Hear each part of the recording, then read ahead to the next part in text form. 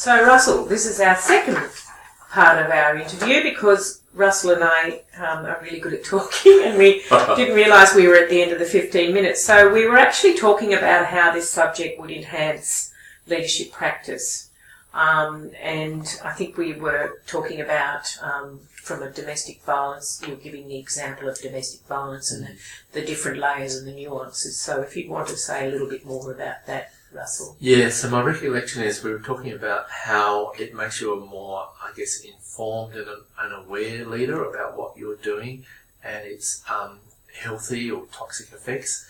And the notion that sometimes people can be trying to do something which they think is very healthy, but in actual fact the outcome is quite different. Yeah. So for example, providing a domestic violence counselling service which only focuses on the victims, whilst good in and of itself, if at the same time we don't expose that violence in the home is a problem, yes, we're not dealing with the violence, so maybe in the long term we're not doing the best. No. And I think Jackson talks about this in her community development continuum. So at the end of the subject, the last one of the last readings. So at the same time you need to address personal pain in this area, you still need to think about collective action and social change, and they need to be complementary, not oppositional. But the point I think I'm trying to make is, you know, things can be good and bad at the same time. They can be healthy and toxic at the same time.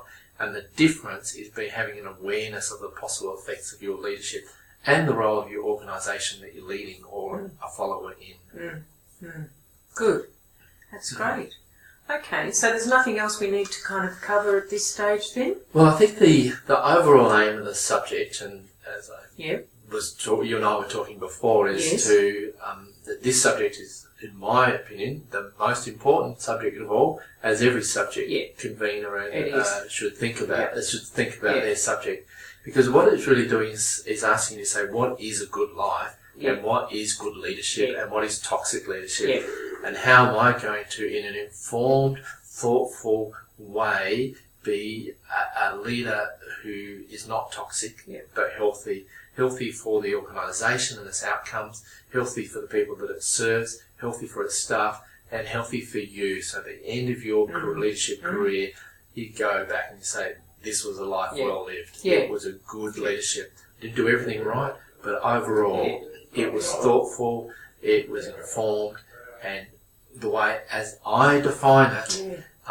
this was good. Yeah. It was a life. It was so that's that also developing that framework for yourself. So everyone's framework will be different depending on background, etc., and depending on organisation. So that's that recognising what's a framework for you at this. Yeah, absolutely. And for some people, it's like my family is everything. They're the first.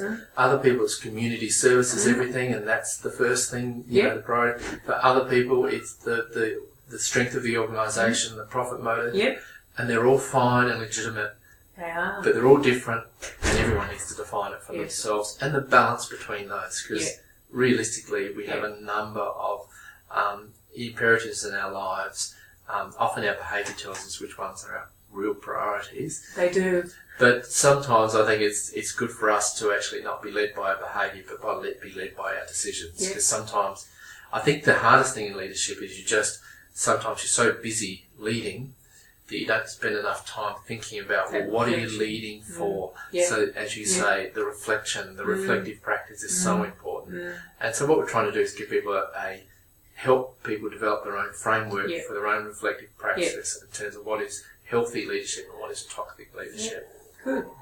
Okay, thanks Russell. My pleasure. Cheers, have a lovely day. Thank you. I'll just turn this off.